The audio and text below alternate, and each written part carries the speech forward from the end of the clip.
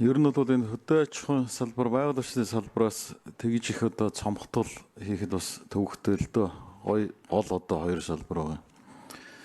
Тэгээ яг цалингийн хэмнэлтгээд энэ өмнө нэг яамнаас нь 2 тэрбум, нөгөө яамнаас нь 4 тэрбумын хэмнэлт байна лээ. Тэгээ тэр хэмнэлтийг хасаад тэгээ нэг хүн хасахгүйгээр явчих боломж байхгүй юу? Ялангуяа аймагуудын хүнсөдөө аж ахуйн газарт ч одоо эрүүл ахуйч нянан шалгалт хийдэг хүмүүс их хүрэлцээ муутай байдаг. Хүнсний аюулгүй байдал, хүнсний хангамж гэдээ яриад идэг. Тэгээ хүнсний аюулгүй байдлаа бол орхичод байгаа шүү дээ. Юу идэж ууж байгаа ч мэдхээ байсан. Бодсон хүчингүү болцсон. Мэргэжлийн ялалтын тараацсан.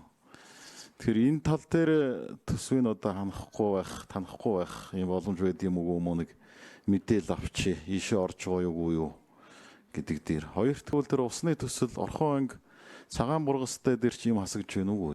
Төлөвлөсөн ажил маань цаашаа явах байгаа. Саяхан бид нар чинь нээлт юмнуудыг хийсэн. Энэ дээр тэр хүн хүч төсөв мөнгнөөс нь танагдж байгаа юм байна уу юу? Тэрнийг нэг тодруулахмаар байх юм. За та тэгээ тодруулъя. Эхлээд хариулт аваад. За 3 номер Гамбатарын нэр хариулъя. Яг бид нэг засгийн газар дээр удаадараа яригадад өргөн барьцсан учраас энийг бол бид одоо буцаах дээр орон зай бидэрт үнэхээр байхгүй.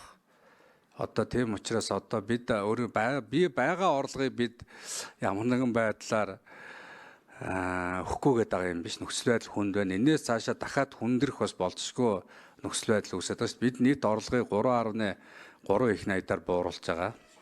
Тэгэд энээс цаашаа дахиад экспорт дээр дэлхийн гадаад орчны нөлөөлөл цаашаа хүндэрвэл бид яах вэ гэдэг бас тийм асуудлууд бас асуултанд нэмэгдээ хэвээрэл байж байгаа шүү дээ. Тэр хүртэл тийм учраас бол явах зэрэг хоёр дахь зүгээр яг улсын хурал дээр хасуурын гавын гишүүнээр ахлуулсан ажлын хэсэг ажиллаж байгаа. Дотроо 2 дэд ажлын хэсэгтэй нэг нь хөрөнгө оруулалтын чиглэлээр Бадамсрын гишүүн, урсгал зардлын чиглэлээр Ариун зай гишүүн ажиллаж байгаа. Одоо тэн дээр ажлын хэсгүүдэд шаардлагатай мэдээллийг засгийн газар болон яамдууд сангийн яамнаас гаргаж өгөл ажиллаж байгаа. Одоо тэнд ямар асуудлууд яригдаж яаж ингэж байгаа гэдэг бол одоо улсын хурлын бүрийн эрхийн асуудал учраас бид бол тэндээс тийм юм гэж хэлэхэд бол боломжгүй байна л да.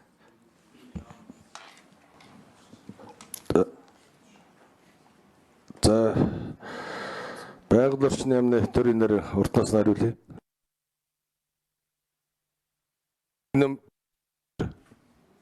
Нэг номер микрофон. За Наранбаатар гишүүний асуултанд хариулъя. За засгийн газрын энэ хэмнэлтийн бодлогын хүрээнд оронтой урсгал зардлыг бол тодорхой хэмжээгээр хассан. За энэ дээр бол одоо бид нар нэгэнтээ засгийн газрын түвшинд ийм хэмнэлтийн шаардлага байгаа гэдгийг ойлгоод бол энэ дээр бол ямар нэгэн одоо тайлбар хэлэх шаардлага байх гэж бодож байна. Хамгийн гол нь энэ төлөвлөсөн усны хөтөлбөрүүд за түрүү Батэрдэн гишүү хэллээ, сайд хэллээ бас энэ байгаль орчны доройтол, уур амьсгалын доройтол ингээ газар аваад нэлээ өргөн цар хүрээтэй яваад байдаг. Энэ урьдчилан сэргийлэх төлөвлөсөн энэ төслөдрүүдийн санхүүжилтийг ингээ таньж байгаа нь бол нэлээ ажил явуулахад бол бэрхшээлтэй болж байгаа. За сангийн яамн дээр одоо бид нар бас холбогдох төсвийн газартай энэ асуудлуудаа нэлээ бүх шатанд л ярьсан. Тэгээд бол за тэрний ганц харуултай цагуурийнхаа өртөөг хаа гэдэг хүртэл хэмжээнд л иймэрхүү шаардлага тавьсан.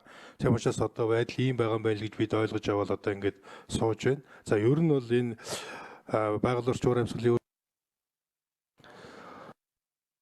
Уртнаас нар гүйцэж хариулъя. Нэг номер. Усны хөтөлбөрүүдийг одоо төлөвлөсөн хөтөлбөрүүдийг бол зардлыг таньж байгаа нь бол нэлээ хүндрэл үүсгэхээр байгаа. За говийн устай холбоотойгоор бол энэ жил бол энэ говийн усны судлаа шинжилгээний нэгжийг бас яамны бүтцэд байгуулад нэг урсгал зардал дээр 200 орчим сая төгрөгийн зардал байсан. Энэ зардал маань ингээд энэ одоо зардлын югаар бол ингээд таналтанд орсон байдалтай байж байгаа. Цагаан бургастай онгийн төслийн хувьд бид нар 2026 он дээр төлөвлөж оруулна гэсэн юм байр байдалтай байна.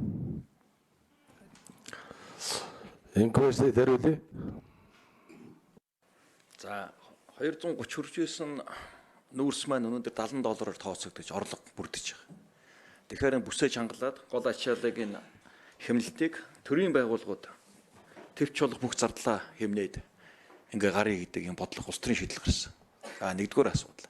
За хоёрдугаарт бид нэгэнт уул уурхаагаас хэд хамааралтай ингэж байсан эдийн засгийг бид нар олон тулгуур тулгахад хүнс хөдөө аж ахуйн салбар их чухлаа гэдэг сая 1-р улирлын мэдээг харуулж байгаа. Хөдөө аж ахуйн салбар 35.6% өсөлтийг 1-р улиралд үзүүлж байна. Нөгөө бидний нөгөө хил ам дагуулад ирсэн олон хөтөлбөрчин одоо яг үр дүнгээ өгч эхэлж байгаа. Импорт багасаад экспорт нэмэгдээд сая ноолуур дээр бид үндсэндээ ноолоороо бүрэн цэвэршүүлж чадлаа шүү дээ. Бүгдийн самнаад экспортлдог боллоо.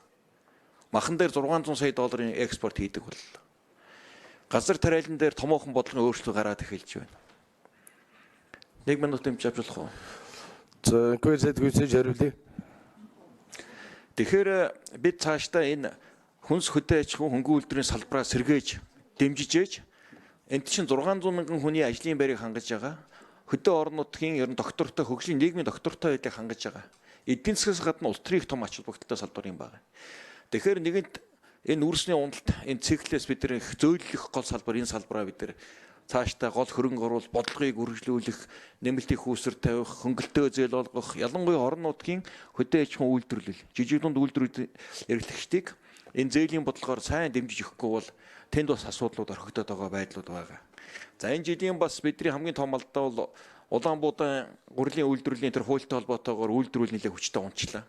Тэгээ ийм митийн ийм докторгүй ийм жижиг алдаа гаргахгүйгээр ингээд доктор гэдэг дэмжлэг явахад бол энэ бол эдийн засгт үзүүлэх нөлөө өсөлт доктортой байдлыг хангахад их маш сайн боломж ирээдүй байна гэдгийг хэлхийг хүсэж байна.